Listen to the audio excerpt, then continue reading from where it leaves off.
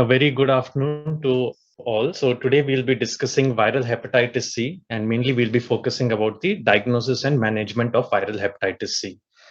So hepatitis C virus is belong to the Flaviviridae family. It's a positive sense RNA virus, encodes 3000 amino acid polyprotein, and it cleaved by host and viral encoded proteases. The main is that it has non-structural and the structural part. The structural part is the E1, E2 or the envelope entry proteins. The non-structural part includes the NS3 or the serine protease and the helicases, the NS4A, NS4B, which is mainly involved with the replication, NS5 with replication, and NS5A and 5B are the RNA-dependent RNA polymerase. So in a patient who has acute or chronic hepatitis C, the acute hepatitis C, we find that initially there will be, along with the symptoms, patient will have high titers of, they may have high titers of HCV RNA along with raised alkaline phosphatase, raised AST and ALT levels.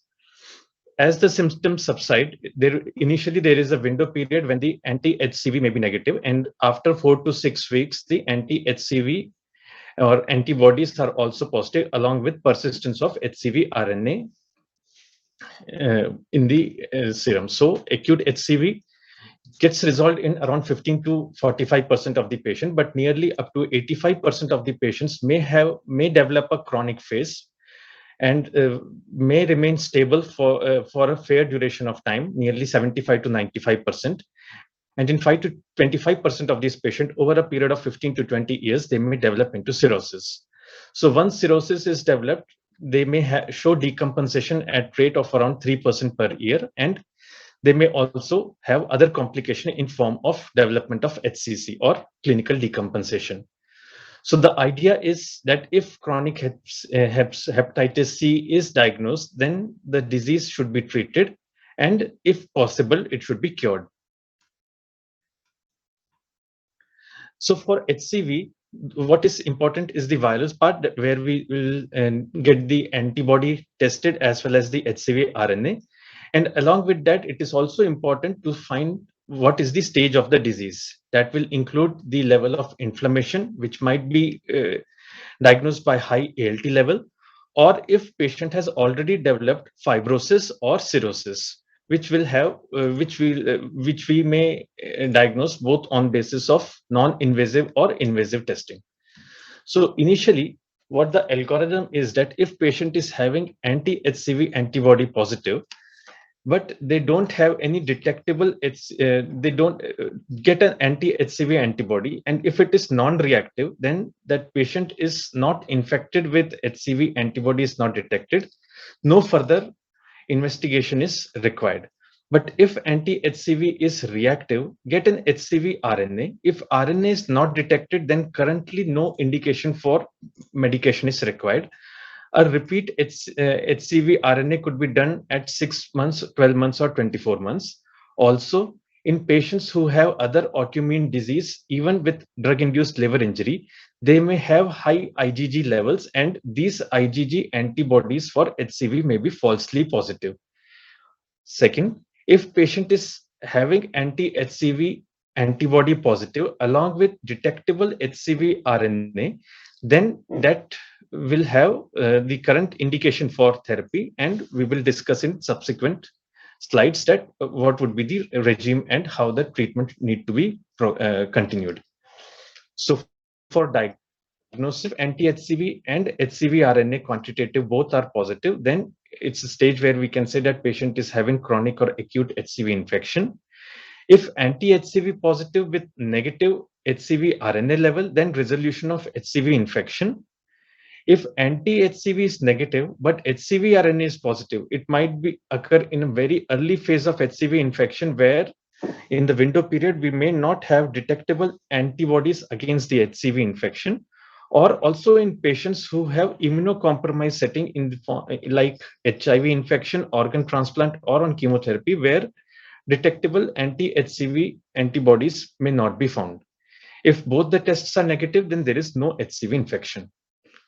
When we get an HCV RNA testing, the quantification, if it is less than 8 logs 10 raised to 5, then it is considered to be a low level of HCV viremia. The lowest level of detection level is usually with the latest and viral testing. It is less than 15 international units per ml. Sustained virological response is a negative HCV RNA at 12 weeks or 24 weeks post-therapy. A relapse or breakthrough in the during the treatment is defined when there is increase of 1 log increase in the HCV RNA titer level. Then once we have quantified, or we have based on our test, we have found that patient is having HCV disease, chronic hepatitis C, and he has viremia. Then we have to find out what is the disease in him in the form of inflammation and fibrosis. So how the algorithm will go? If patient is having HCV RNA positive, a detailed history and physical examination is required to rule out any cirrhosis or complications of cirrhosis or any stigmata of liver failure. Cirrhosis and their complication may include any prior history of variceal hemorrhage, any development of ascites or episodes of encephalopathy. Also, in patients with cirrhosis who have features of portal hypertension in the form of enlarged spleen or platelet count which are less than 1 lakh, along with a raised AST-ALT level, with imaging which is suggestive of a cirrhotic liver in form of lobulated surface and ecotexturis deranged on ultrasound, then patient has cirrhosis and further testing for fibrosis is not required. A fibrosis testing in the form of invasive or non-testing is required when patient does not have physical examination suggestive of a development of portal hypertension or cirrhosis. So how fibrosis could be assessed? Based on various lab parameters or on ultrasound. Also, fibrosis assessment with transient elastography, which is a very simple tool nowadays and which are very reliable and which usually help in management of HCV. If there is unreliability or if there is any suspicion of a diagnostic uncertainty, then only liver biopsy is required. So based on lab parameters, we have the FIB4 score, which is diagnosed, which is calculated by age with AST level upon platelet count and ALT, and anything less than 1.9, it identifies that patient does not have cirrhosis with a negative predictive value of around 92%. Also, the APRI score or the AST to platelet ratio index, which is if it is less than 1, it also correctly identifies patients without cirrhosis with predictive value of nearly 93%. And these data are well established for HCV, but might be less for HBV infection. So our one question that is very important in clinical practice is that for treatment of every chronic hepatitis C, whether we can avoid biopsy. Yes, and one of the most important tool is by assessment of fibrosis based on the transient elastography. So what is the principle? The principle is that the stiffer the liver, the faster will be the shear wave in which it will propagate. So if patient is having an F2 fibrosis, usually the LSM or the liver stiffness measurement would be around 7.7 or 8 kilopascal. And if patient is having advanced fibrosis like F4 fibrosis, the kPa or the kilopascal liver stiffness measurement would be more than 20 or 25. So there are various upper limits which are there, like if patient is having F2 biopsy proven fibrosis, any LSM of around 7 to 8.7 will have a positive predictive value of up to 95%. Also, for F3 fibrosis, a 9.5 LSM will have a predictive value of up to 87%. And for F4 fibrosis, a range of 12.5 to 14.5 will have a high positive predictive value for F4 or advanced fibrosis. A FibroScan more than 25 will show that patient is have cirrhosis, and also it might increase the risk of development of HCC. So the non-invasive assessment for liver disease like FibroScan, a stage of fibrosis of F3, cutoff of 10 will have an area under curve of up to 0.83, with a high sensitivity and specificity. F4 with a cutoff value of 13 will have a sensitivity of around 77, but with specificity, high specificity of up to 90%. So still, even with all these non-invasive tests like liver stiffness measurement or with EPRI or FIB4, even then there might be some indications for liver biopsy, like if patient if these tests are inconclusive, or if there is diagnostic accuracy based on the lab parameters that patient might have some added feature of other disease along with chronic hepatitis C. The concern may be with concomitant fatty liver disease. If patient is having history of alcohol consumption, and if our LFT parameters and INR, they suggest that patient might have a super added alcoholic hepatitis. There might be features of autoimmune hepatitis also in this patient. Another issue is drug-induced liver injury, where patient, because of any complementary or allied medications, may develop features of DILI, or if there is any other indication which require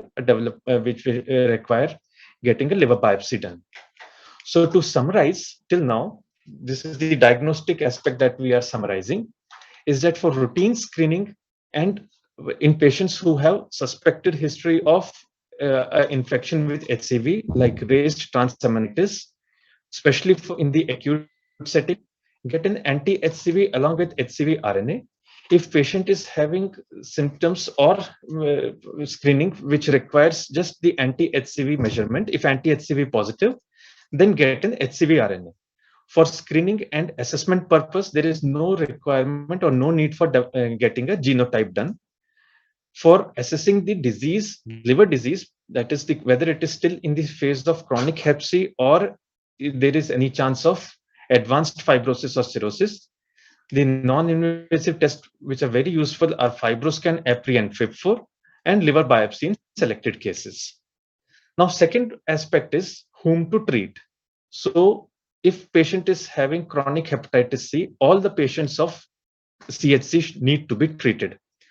And the goal is that to cure HCV infection in chronic hepatitis C. Also, if patient is having long-standing disease, then it not only decreases the hepatic inflammation, but also it might delay or decrease the development of fibrosis. It may have a more stable cirrhosis condition with less chance of development of decompensation in a prior cirrhotic patient, lesser development of HCC in a non-cirrhotic patient, and other extrahepatic manifestation.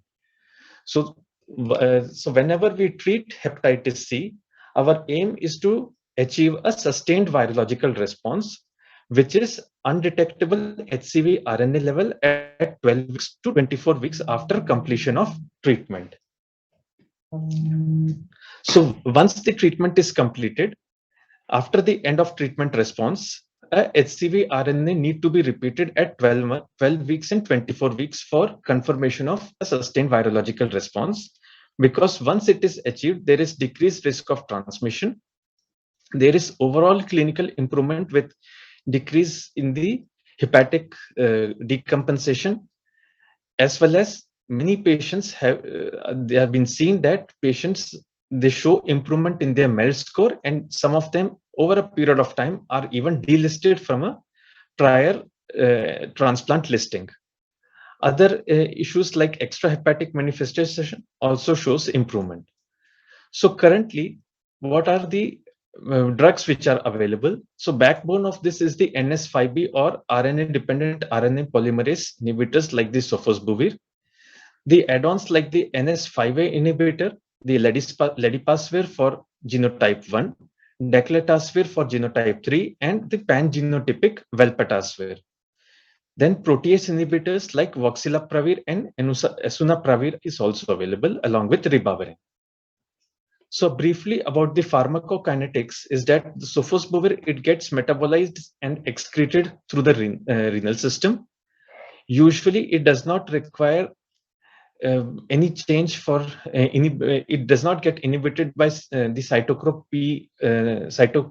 P34A, but a dose modification is needed for renal impairment, but the recent studies have shown that even dose modification of sofosbuvir is not required on CKD patient, even if the GFR is less than 30. So once we have decided for treatment, there are some issues like whom to treat, when to treat, how long is the treatment duration required, how to consider these patients for LDLT or DDLT listing, and special groups, especially the CKD patients, concomitant hepatitis B patients, whether there are any risk of hepatitis B reactivation after treatment of hepatitis C infection, and what is in other difficult situation like HCC. So the concept for treatment is that cirrhosis or non-cirrhotic patient, whether patient is treatment naive. Treatment naive is patients who have not received any treatment, any of the previous regimes also prior to their detection. Treatment experienced patients are those who have received treatment like the PEG interferon based treatment, PEG interferon ribavirin combination based treatment, or PEG interferon ribavirin and sofosbuvir based treatment. Then third concept that we need to understand is the risk of decompensation, or if the patient has already decompensated when hepatitis C is diagnosed. Now, currently, all the oral therapies are highly effective. They are well tolerated. So what we can see that as compared to the standard interferon or the ribavirin based treatment, where the duration of treatment was also prolonged up to 12 months, sometimes even up to 72 weeks, or the PEG interferon based treatment, which were also up to 12 months for genotype 1 patients, the maximal response was not more than 40 to 50%. Also, these regimes had higher side effects. The DA-based therapy, which were based on the cimapravir-based treatment or bosupravir, they were also not able to achieve SVR of maximum up to 70%. But with the current regime, where the direct anti-acting agents with or without ribavirin, they show a SVR achievement of more than 95%. So what is the concept of adding DA and what are the targets? So currently available, like as we discussed, that NS5B inhibitor or sofosbuvir is the mainstay treatment. Along with this, a decletasvir, ledipasvir, velpatasvir is added, which are NS5A inhibitors. Protease inhibitors like voxilapravir is also there. So the current regime includes adding NS5B with NS5A. Other regime include 5A and adding a protease inhibitor in the voxilapravir. This is currently not available in India, but this is one of the regime where patients, if they show relapse even on sofosbuvir velpatasvir, adding voxilapravir has shown nearly more than 95% achievement of SVR.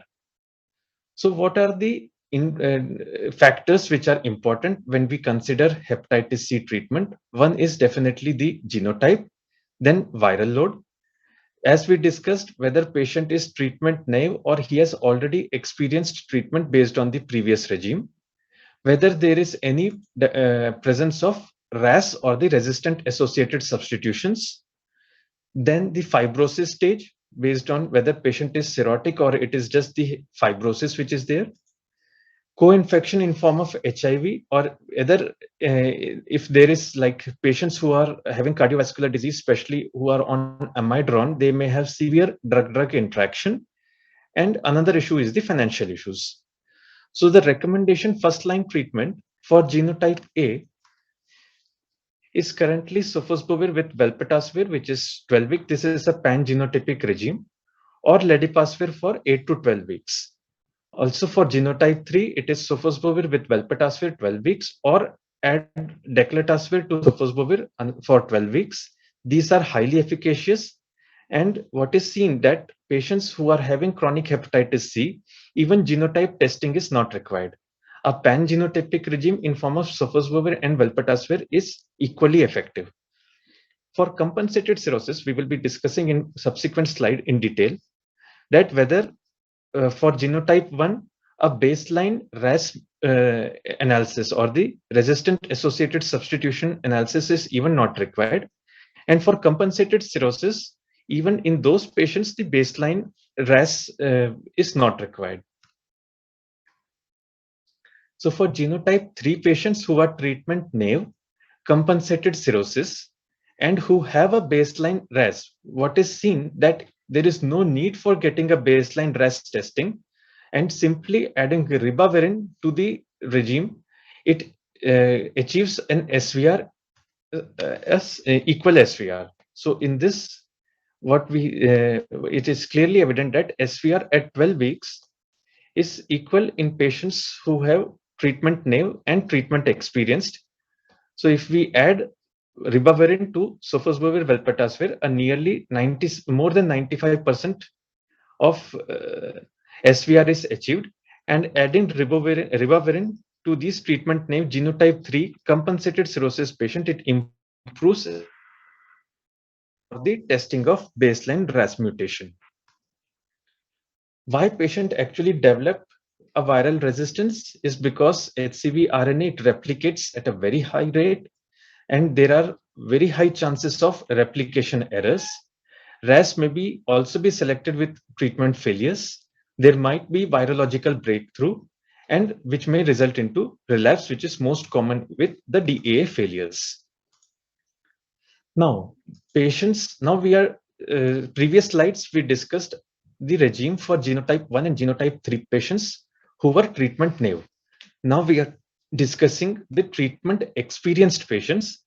And by definition, we said that treatment experienced patients are those who have received treatment which are interferon based, PEG interferon based, or PEG interferon plus ribavirin.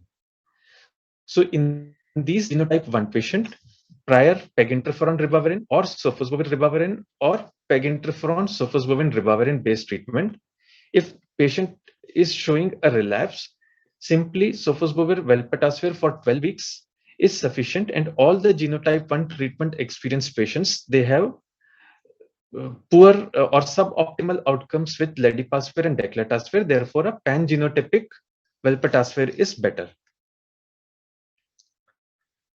If we don't have the option of velpatasvir, then what we can do, that we can either give sofosbuvir ledipasvir for 24 weeks or add ribavirin to sofosbuvir ledipasvir.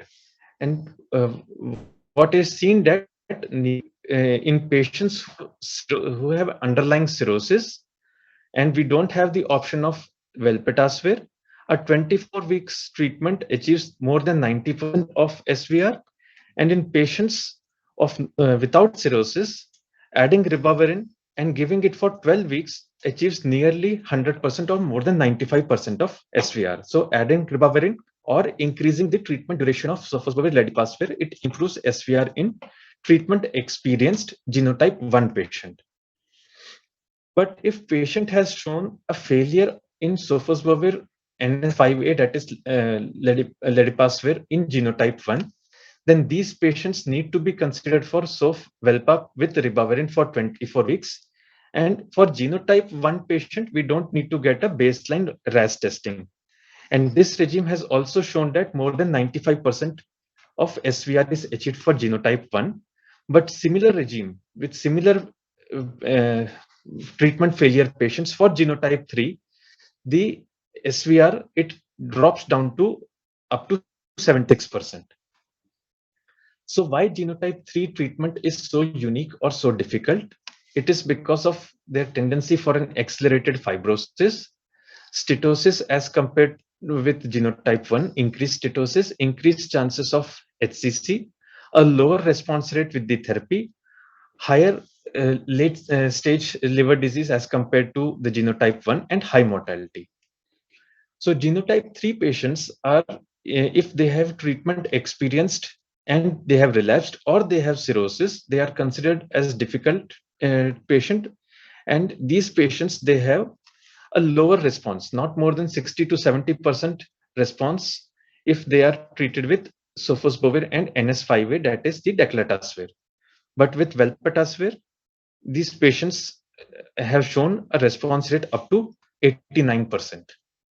But if these patients, as we discussed in previous slide, if these patients, they have treatment failure with tacrolimus, a prolonged duration with addition of ribavirin is required. That is 24 weeks treatment is required with sofosbuvir velpatasvir, which is a pangenotypic regime, along with addition of ribavirin. And even in that patient, those patients, if these patients have baseline RAS mutation positive, then the treatment SVR achievement is usually very suboptimal. And at present, the only regime which is available is addition of voxilapravir to sofosbuvir and velpatasvir. If the baseline mutation is negative, then 24 weeks treatment achieves more than 82% SVR. So currently what the national guidelines say that treatment failure, treatment experienced relapsed patients who have no cirrhosis, a fixed dose combination of SOF and VELPA for genotype 3 SOF VELPA up to 12 weeks. Compensated cirrhosis patient, genotype 3, non-genotype 3 or especially genotype 1, fixed dose combination of SOF VELPA for 12 weeks. For genotype 3, SOF VELPA and addition of weight-based ribavirin. So ribavirin usually is added weight-based. That is, if patient is having weight of less than 75 kg, 1000 milligram per day is required. And if it is more than 75 kg, 1200 milligrams per day is required. Patients, the ribavirin is started at a dose of 600 milligram per day. That is in divided doses. And along with and based on the patient's tolerability, the dose of ribavirin is subsequently increased up to 1000 or 1200 milligram based on his weight. Then, if patient has shown relapse on SOF Decla or SOF ledipasvir without cirrhosis, similar SOF Velpa with weight-based ribavirin for 24 weeks, even for non-genotype 3 patients, and for compensated cirrhosis patient, also it is same. But overcoming all resistance is the best rescue treatment that would be available is the SOF VELPA with addition of voxilapravir for 12 weeks. And it is seen that even with the baseline RAS mutations, all the form of treatment naive or treatment experienced patients, they achieve more than 95% SVR. So till now, we have discussed patients who were chronic hepatitis C, but no evidence of advanced fibrosis, treatment of patients who were having cirrhosis, but they were compensated, either treatment naive or treatment experienced. Now, another difficult group is the decompensated HCV cirrhosis patient. And the potential benefit of achieving SVR even in these patients is that it improves overall clinical outcome, decreases the development of HCC, sometimes helps in de-risking of this patient, better quality of life. But the major factors which need to be considered is DA toxicity. And if treatment fails, selection of resistance may impair the future therapies. So the regime which are available, they usually achieve SVR of up to 85 to 90%. But serious adverse events in the form of bradycardia, worsening of renal functions, sometimes sofosbuvir related hepatotoxicity or HBV reactivation is also seen with lower SVR due to the treatment discontinuation. And these serious adverse events are seen with child B as well as with child C cirrhosis. And the SVR rates are better for patients who are with child B as compared to those who are on child C cirrhosis. Then liver disease severity post-DA in a decompensated patients. It is seen that once the overall SVR is achieved, this we are discussing the decompensated cirrhosis patient, irrespective of the genotype, up to 83% of these patients, they may achieve SVR. 60 patients of these patients, they show clinical improvement. Up to 17 to 20% of the patients, they didn't have any change in their clinical outcome. So what is suggested that if patient is having decompensated liver cirrhosis, he is an LT candidate. Based on the MELD, we need to see when to start the treatment. If MELD is less than 20, straight away start antiviral treatment. If MELD is more than 25, antiviral therapy may be started after LT, but we need to see what is the waiting time for LT. And 20 to 25, if the MELD is between 20 to 25, then the starting of antiviral therapy may change on case-to-case basis. If there is no LT option in a decompensated liver cirrhosis patient, it consider for antiviral therapy if there is life expectancy or if patient is not having very severe clinical decompensation. Even in patients, it is seen that once SVR is achieved, then the development or the cumulative incidence of development of HCC is significantly less as compared to those patients when SVR could not be achieved. And even in patients who have HCC, it is seen that up to 90% of these patients, they achieve SVR. And without HCC also, these patients, they have high chances of achieving SVR. Then third, difficult to treat patients are HCV treatment patients on CKD. Previous results have shown that patients who are CKD or end-stage kidney disease, even on dialysis, the SVR is achieved up to 100% with the currently available DA regimes. And the current recommendation for child B, child C cirrhosis, if there is mild to moderate renal impairment, that start with sofosbuvir, velpatasvir, and addition of ribavirin for 12 weeks. And this patient is having severe renal impairment with eGFR less than 30. Then even for child B, child C cirrhosis, a 24 weeks regime of SOF and Velpa is indicated. For patients who are renal transplant candidates and they have chronic hepatitis C, get a FibroScan. If FibroScan is suggestive that patient is probably having compensated cirrhosis, HVPG studies, they help a lot. With HVPG of less than 10, if it rules out clinically significant portal hypertension, then an isolated kidney transplant is indicated or is sufficient for taking care of the current condition. And if HVPG is also more than 10 and patient is having compensated cirrhosis, in these patients, a combined liver kidney transplant is indicated. Then another problem that we have noticed is that post DA, there is chances of HBV reactivation, but it does not, but these development of HBV reactivation, they do not affect the achievement of SVR in HCV patient. And HBV DNA is not associated with higher viral reactivation. And up to 12% of these patients seen that HBV reactivation could occur. So in patients who are HCV positive and who have been started on DA therapy, test all these patients for HBG, anti-HB core total, and anti-HBS.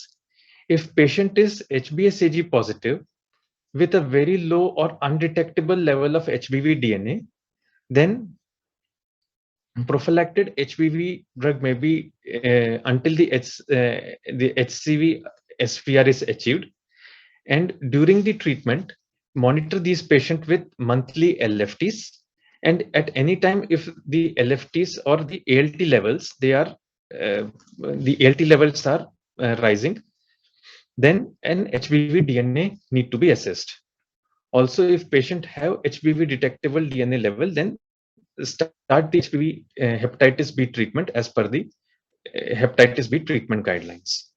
For patients who are HBsAg negative but anti-HB core positive with or without detectable anti-HBs level, at present there is no clear indication for starting them on any hepatitis B related therapy.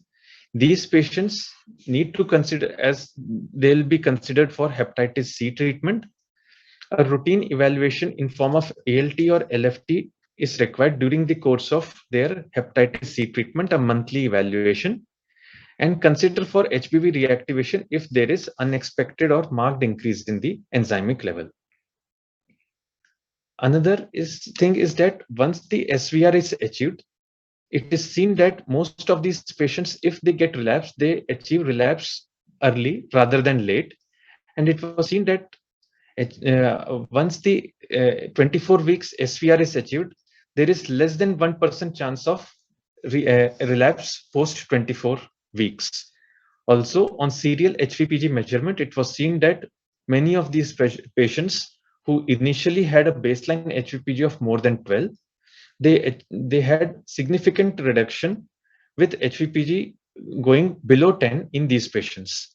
Also, the FibroScan, when they were routinely assessed once the SVR was achieved for hepatitis C patient who had biopsy proven cirrhosis, even in those patients, the FibroScan levels on subsequent analysis once the SVR is achieved came down to below 12.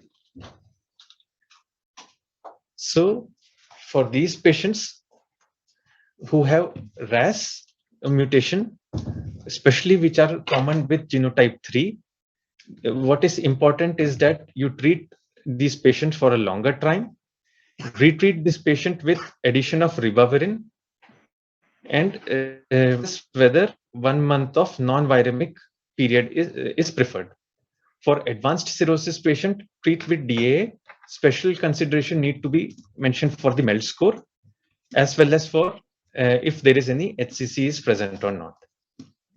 So to conclude, that DAA are especially with the currently available DAs, they are the major medications for treatment as well as complete treatment for hepatitis C patients.